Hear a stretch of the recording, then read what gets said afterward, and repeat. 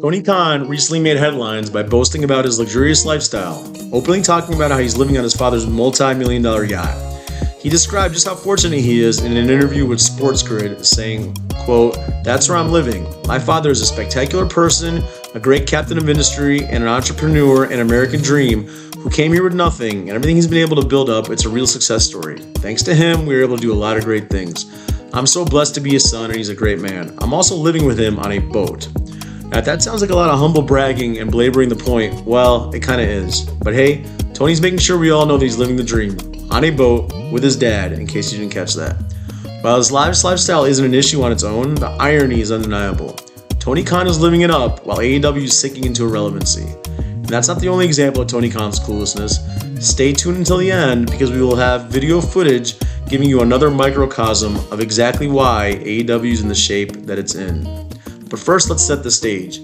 At its peak, AEW was the talk of the wrestling world, pulling in over 1 million viewers, selling out arenas, and even attracting major stars considering leaving the WWE.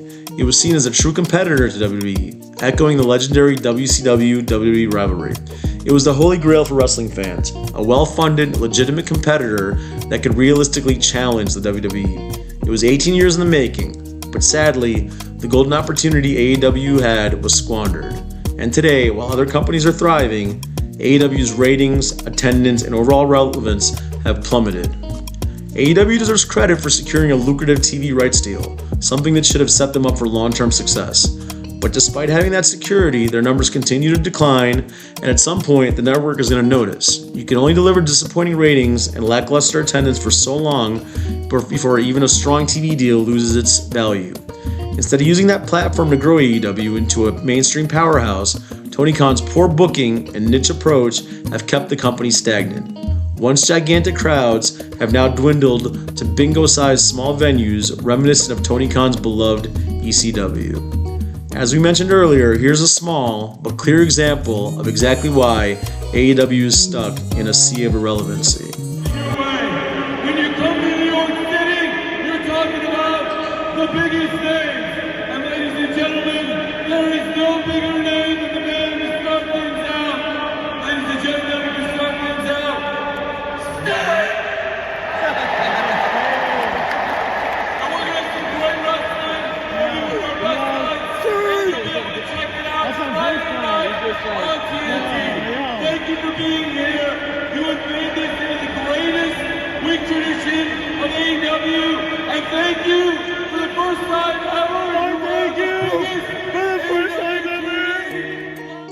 Now, you just saw Tony Khan doing what he does best, being a mark, showing us exactly what we already know, that AEW is a vehicle for him to have a good time and fulfill his boyhood message board e-fed fantasies, cutting quote-unquote promos like he probably did at 13 years old in front of a mirror.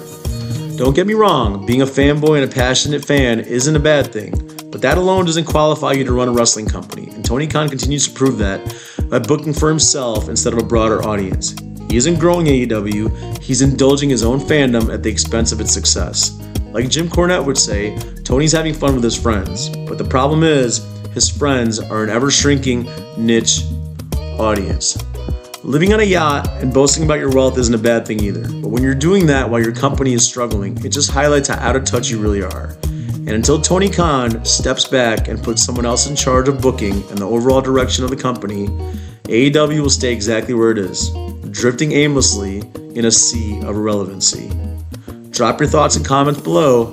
If you enjoyed this, don't forget to like, subscribe, and check out more of what's coming up right here on Grapple Talk.